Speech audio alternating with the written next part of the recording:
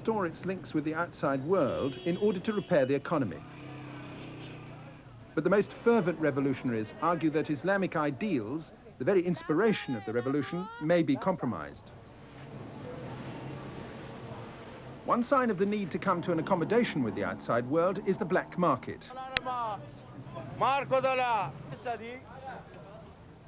Hard currency is still in short supply. The regime tolerates an unofficial exchange on the street.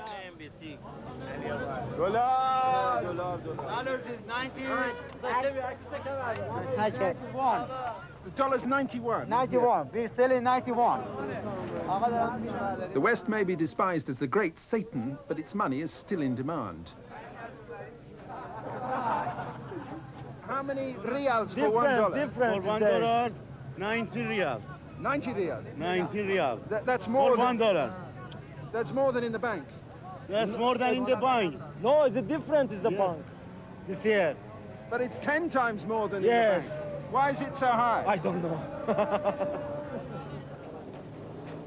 In parts of Tehran, some Iranians have done well in spite of the war. Those with relatives in exile abroad, there are hundreds of thousands of them, and who have access to hard currency, can afford a variety of luxury goods far beyond the reach of the less fortunate. In the bazaars, business was booming in the time of the Shah. For some, it's never stopped. What was the effect of the war on business? Well, the effect of war, as any other country can see, the prices go up and the black markets start working and everything is jacked up. The prices just go skyrocket. So there are people here who made a lot of money out of business in the war. Some people have. Not everybody, but some people have made a lot of money out of it, yeah. Recently, the most well-known of Iran's exports has come under stricter government control.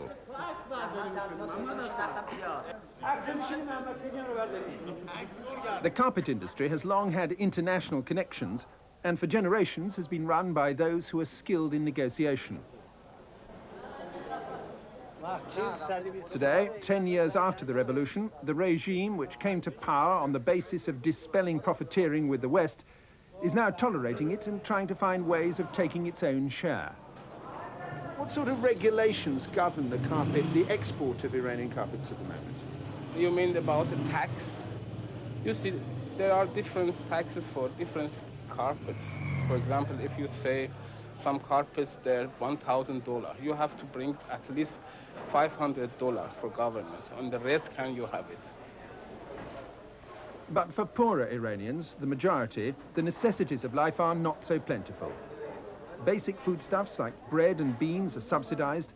Other food is only available with coupons and ration books.